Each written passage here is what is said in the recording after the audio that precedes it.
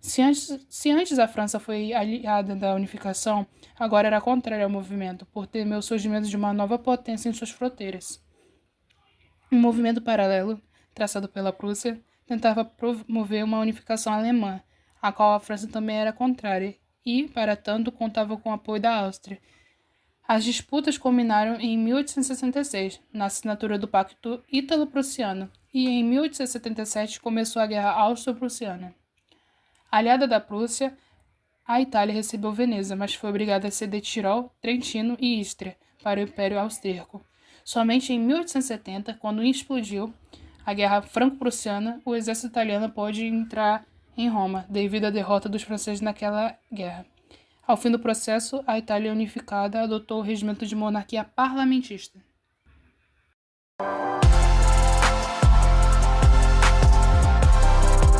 Quando a Roma foi anexada em 1870, o Papa Pio IX declarou-se prisioneiro na cidade do Vaticano e recusou o reconhecimento da unificação da Itália.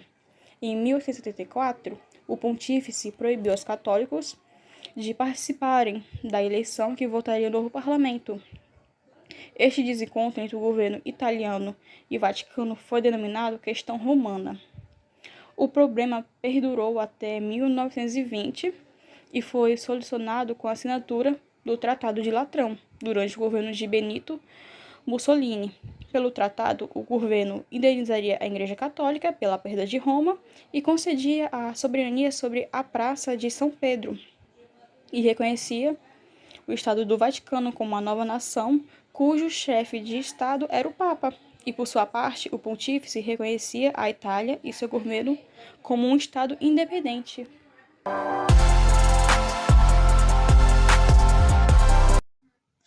Após uma série de conflitos, as cidades de Veneza e Roma foram finalmente anexadas ao novo governo. A unificação da Itália fez surgir um Estado unido territorialmente sobre a monarquia constitucional. Dessa maneira, o país iniciou sua expansão territorial para a África. A unificação da Itália teve seu fim no ano de 1922, quando, após anos e anos de resistência da autoridade papal, o Tratado de Latrão completou a formação da nação italiana.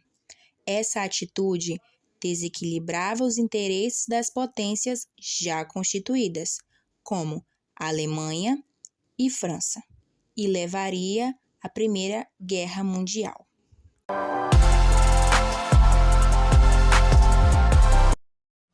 Algumas curiosidades sobre a unificação italiana. Também conhecida como Ressurgimento, foi um processo complexo que ocorreu ao longo do século XIX e resultou na formação do Reino da Itália em 1861. Antes da unificação a Itália estava fragmentada em vários estados e reinos, como o Reino da Sardenha, o Reino das Duas Sicílias e o Reino dos Estados Papais. Dois personagens centrais na unificação foram Giuseppe Garibaldi, um líder militar carismático, e o conde Camilo de Culver, que foi o primeiro-ministro do Reino de Sardenha e arquiteto da unificação política administrativa. A França também teve um papel crucial na unificação, especialmente na guerra contra a Áustria em 1859. Culver fez uma aliança com Napoleão III para derrotar os austríacos. Em 1860, Garibaldi liderou a famosa Expedição dos Mil, uma campanha militar com voluntários que desembarcaram na Sicília e conseguiram conquistar o Reino das Duas Sicílias.